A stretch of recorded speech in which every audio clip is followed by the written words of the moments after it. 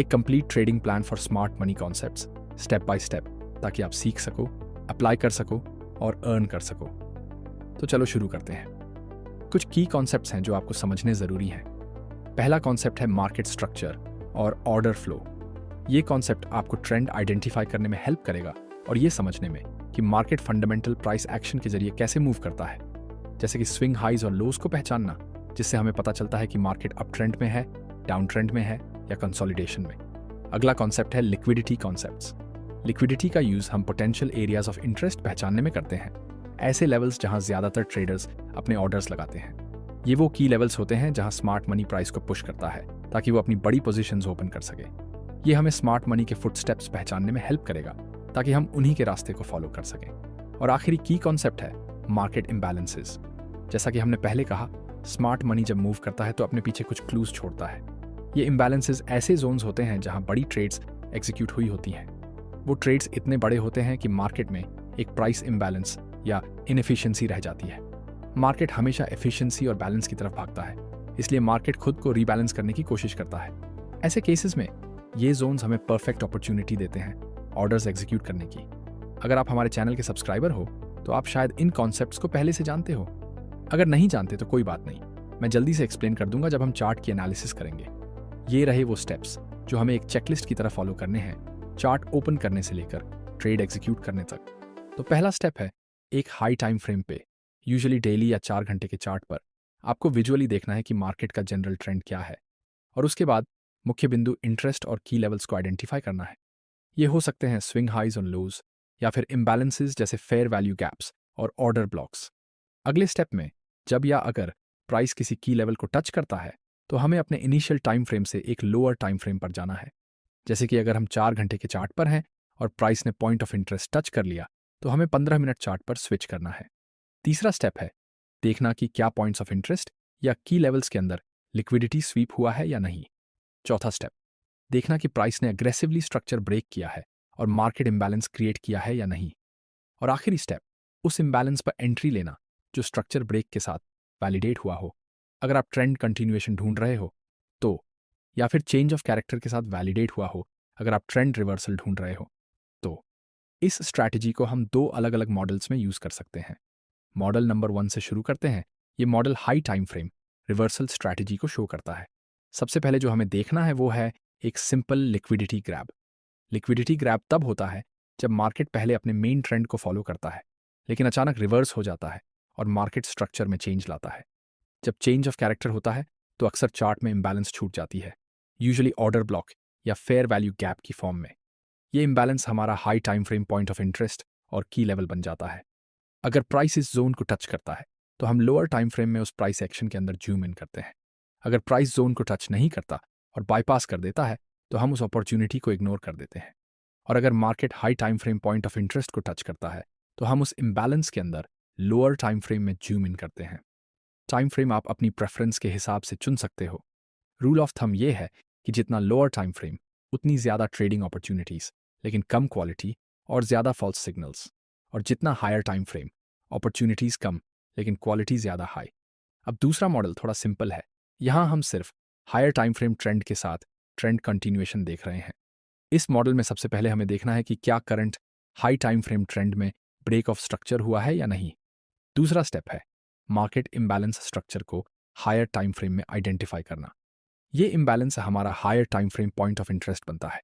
जब या अगर प्राइस इस पॉइंट ऑफ इंटरेस्ट को टच करता है तो हम लोअर टाइम फ्रेम पर स्विच करते हैं, और लोअर टाइम फ्रेम के अंदर हमें लिक्विडिटी स्वीप को आइडेंटिफाई करना है।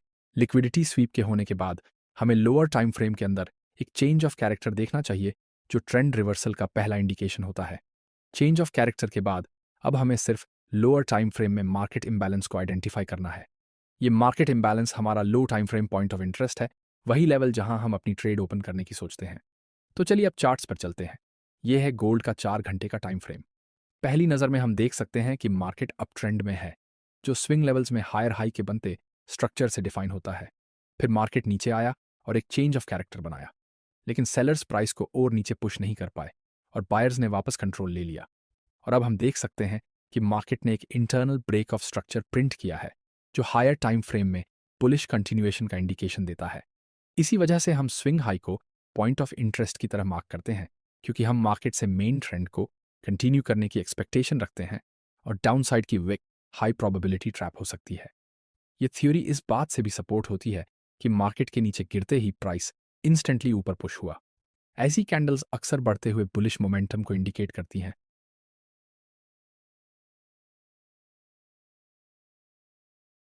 और प्राइस थोड़ा ऊपर गया विक के साथ, लेकिन कैंडल जो ब्रेक के लिए रिस्पॉन्सिबल थी वो इंस्टेंटली डाउनसाइड रिजेक्ट हो गई। तो ये बिल्कुल वैसा ही रिजेक्शन कैंडल है जैसा पहले दिखा था, लेकिन उल्टी डायरेक्शन में। अब जब पॉइंट ऑफ इंटरेस्ट को रिस्पेक्ट किया गया है, हम लोअर टाइम फ्रेम पर जूम इन करते हैं। इस केस में हम 1 घंटे के टाइम फ्रेम पर गए हैं। मार्केट स्ट्रक्चर यहाँ बिल्कुल क्लियर है। एक सिंपल लिक्विडिटी स्वीप हुआ है अपसाइड की तरफ, बिल्कुल पॉइंट ऑफ इंटरेस्ट पर, और इस स्वीप को वैलिडेट करता है इसके बाद का bearish internal change of character. तो अब एक क्विक रिकैप करते हैं। हमने हायर टाइम फ्रेम ट्रेंड और की पॉइंट्स ऑफ इंटरेस्ट को आइडेंटिफाई कर लिया है। Step 1 checked. जब प्राइस ने की लेवल को हिट किया, हम लोअर टाइम फ्रेम में आ गए। Step 2 checked. स्ट्रक्चर के पास लिक्विडिटी स्वीप हुआ। स्टेप 3 चेक किया। मार्केट ने या तो स्ट्रक्चर का ब्रेक किया या चार्टर का चेंज दिखाया रिवर्सल के फेवर में। स्टेप 4 चेक किया। और आखिरी स्टेप 5 मार्केट इम्बैलेंस को आइडेंटिफाई करना है, ताकि हम एक ऐसा सेटअप लें जो इन सारे स्टेप्स से वैलिडेटेड हो। और हमें यहाँ एक मार्केट इनएफिशिएंसी मिली है जो एग्रेसिव डाउनसाइड पुश से क्रिएट हुई थी। अब हम इस इनएफिशिएंसी को शॉर्ट करने का प्लान बनाते हैं। जब ये रिफिल होती है तो स्टॉप लॉस स्ट्रक्चर के ऊपर, टेक प्रॉफिट करंट लोस के नीचे। और ये सेटअप एक अच्छा खासा रिस्क टू रिवॉर्ड रेशियो देता है। चेंज ऑफ कैरेक्टर वैलिडेट करता है कि एक हाई प्रोबेबिलिटी डाउन ट्रेंड आने वाला है, तो हम एक्सपेक्ट करते हैं कि प्राइस वापस पुल बैक करेगा ऊपर की ओर, इनएफिशिएंसी को फिल करेगा और पास्ट लोस को ब्रेक करेगा। अब यह एक क्विक सेटअप था। टेक प्रॉफिट उसी कैंडल में हिट हो गया जिसने हमें एंट्री दी थी। यह भी सपोर्ट होता है इंक्रीजिंग लिक्विडिटी से जो ऊपर पुल बैक से गैदर हुई थी, लेकिन बहुत ही वीक मोमेंटम और स्ट्रेंथ के साथ। जब कैंडल्स इतनी छोटी हों बेरिश कैंडल्स के कंपैरिजन में, तो ये हमारी सेटअप प्लान को सपोर्ट करता है कि प्राइस और नीचे जाएगा। एक और बैक टेस्ट। इस बार भी हम हायर टाइम फ्रेम पर है, 4 घंटे के चार्ट पर। सबसे पहले एनालिसिस करते हैं। लेफ्ट साइड से देखेंगे तो एक इंपल्सिव अपसाइड मूवमेंट है। उसके बाद कुछ कैंडल्स उसी डायरेक्शन में जाती हैं, लेकिन थोड़ी देर बाद सेलर्स ने अपनी पोजीशंस ओपन करना शुरू कर दिया और बायर्स ने अपनी पोजीशंस क्लोज करनी शुरू कर दी, जिससे मार्केट में शॉर्ट टर्म गिरावट आई। फिर मार्केट ने जल्दी ही रिकवर कर लिया। तो ये बनता है पहला liquidity sweep higher time frame पर, ऐसे वे में कि प्राइस ने इंटरनल हायर हाई बनाना शुरू किया और साथ में इंटरनल ब्रेक ऑफ स्ट्रक्चर भी किया अपसाइड की तरफ, जो एक शॉर्ट टर्म ट्रेंड कंटिन्यूएशन को इंडिकेट करता है। और ट्रेंड क्या है? ये है एक अप ट्रेंड, तो एक्सपेक्टेशन ये होगी कि प्राइस आगे भी अपसाइड की तरफ कंटिन्यू करेगा। दूसरा इंपॉर्टेंट क्लू है ये विक। बिल्कुल पिछली बैक टेस्ट की तरह इस विक ने लेट बायर्स की लिक्विडिटी और स्टॉप लॉसेस को ट्रिगर किया, just to quickly reverse back to the upside. ये भी एक और लिक्विडिटी स्वीप है हायर टाइम फ्रेम पर। ठीक है, तो हम सही थे अप ट्रेंड के कंटिन्यूएशन को लेकर। मार्केट ने क्लियरली अपसाइड स्ट्रक्चर ब्रेक्स को प्रिंट किया। अप ट्रेंड चलता रहा जब तक कि इस कैंडल ने पिछली कैंडल का हाई तोड़कर बहुत अग्रेसिवली डाउनसाइड की तरफ ब्रेक नहीं किया। इस टाइप की कैंडल अक्सर मार्केट में इंबैलेंस छोड़ जाती है, तो शायद हमें एक और अच्छा सेटअप मिल जाए। इसके लिए हम लोअर टाइम फ्रेम पर जाते हैं, 1 घंटे के टाइम फ्रेम पर। इस प्राइस एक्शन में हम क्लियरली देख सकते हैं एक चेंज ऑफ कैरेक्टर, और ये स्ट्रॉन्ग इनफ है एग्जिस्टिंग फेयर वैल्यू गैप को वैलिडेट करने के लिए। अब क्योंकि ये फेयर वैल्यू गैप काफ़ी बड़ा है, तो हमारे पास मल्टीपल एंट्री टाइप्स होते हैं। हम सिंपली जोन के बॉटम पर ही सेल शॉर्ट का ऑर्डर प्लेस कर सकते हैं, या फिर हम फाइबोनाची टूल को फेयर वैल्यू गैप जोन पर लगाकर एंट्री को गैप के 50% यानी 0.5 जोन पर रख सकते हैं। ये दोनों लेवल्स सेम होते हैं। इस प्लेसमेंट के साथ आप कुछ ट्रेड्स मिस कर सकते हैं, लेकिन risk to reward ratio better मिलेगा। इस बैक टेस्ट में मैं सबसे सिंपल तरीका यूज करूंगा, यानी ऑर्डर जोन के बिल्कुल बॉटम पर लगाना। स्टॉप लॉस के लिए भी हमारे पास ऑप्शंस हैं। या तो हम स्टॉप लॉस को लास्ट मेजर हाई के ऊपर रख सकते हैं, जिससे रिस्क टू रिवॉर्ड थोड़ा कम होगा, या फिर बस जोन के ऊपर ही रख सकते हैं, जिससे better risk to reward ratio मिलेगा। और टेक प्रॉफिट के लिए हम इसे हायर टाइम फ्रेम के लास्ट मेजर लो के नीचे रख सकते हैं। वो होगा पहला हाई टाइम फ्रेम ब्रेक, या फिर हम दूसरे हायर टाइम फ्रेम ब्रेक को टारगेट कर सकते हैं, जिससे और भी बेटर आर रेशियो मिलेगा। हालांकि इस केस में आर ज़्यादा बड़ा नहीं है, तो मैं सेकंड ब्रेक को टारगेट करूंगा।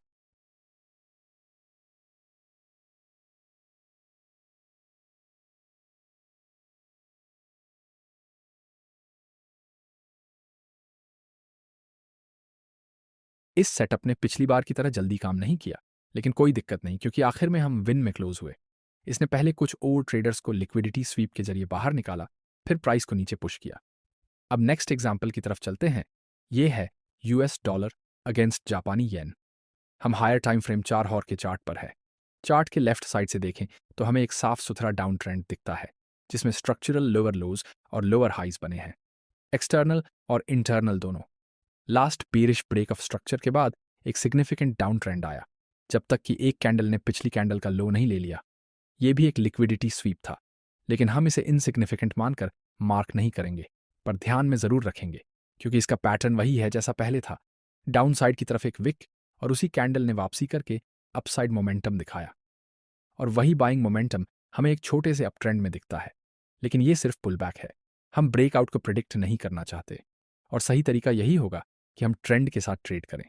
तो इस लिक्विडिटी स्वीप और पॉइंट ऑफ इंटरेस्ट को कंसिडर करते हुए हम लोअर टाइम फ्रेम में जूम इन करेंगे ताकि ज्यादा एक्यूरेट प्राइस एक्शन डिटेल्स देख सकें। अब ये है 15 मिनट टाइम फ्रेम इसी पेयर का। हमारे पास लिक्विडिटी स्वीप की लाइन भी चार्ट पर बनी हुई है,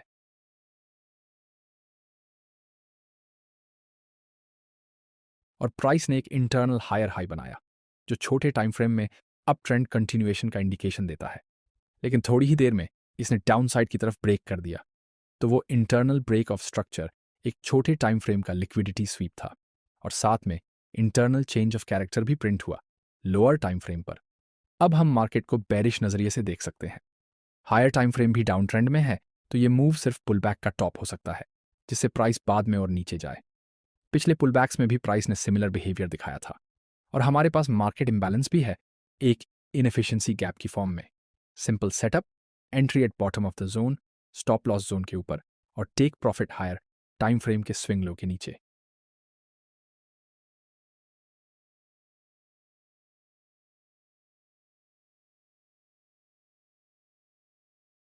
अब चलते हैं Australian dollar against US dollar की तरफ। तो अब तक हमने सारे मेजर पेयर्स कवर कर लिए हैं, 4 घंटे के चार्ट पर हैं।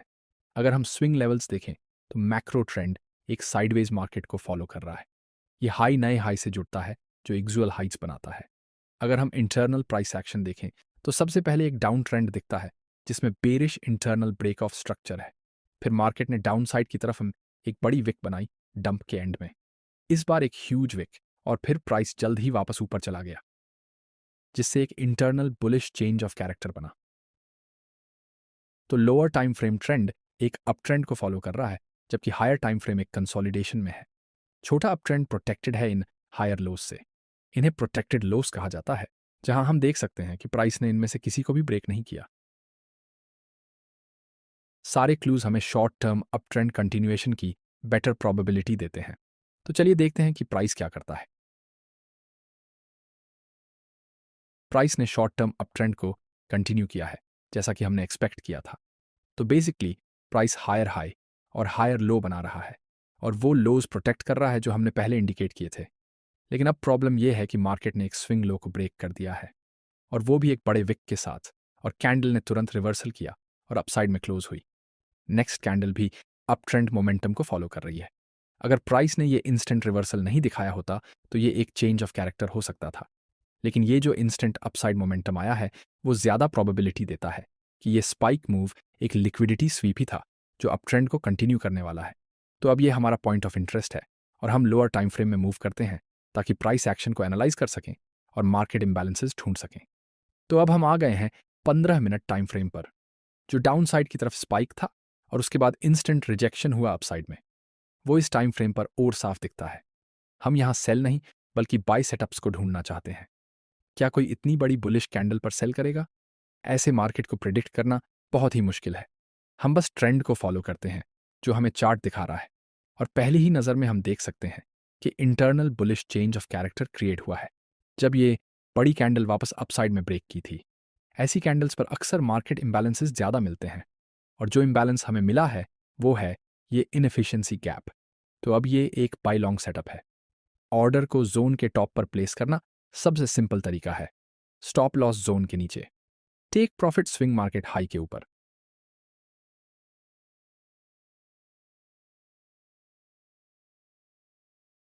हमें एंट्री मिल गई है, पोजीशन फिल हो चुकी है और तुरंत एक रिजेक्शन दिखा है अपसाइड में। ये बायर्स के लिए एक अच्छा सिग्नल है।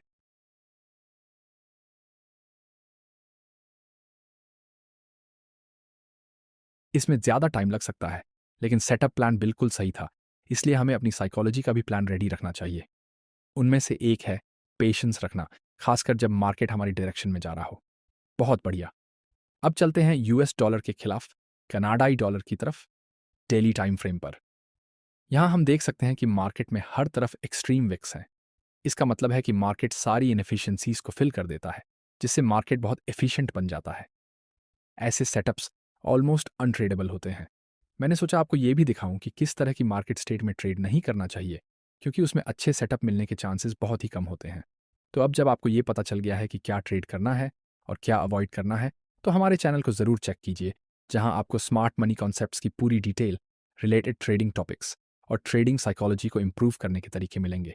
अगर आपको ये वीडियो पसंद आया हो तो लाइक ज़रूर करें और मिलते हैं अगली वीडियो में। Happy trading.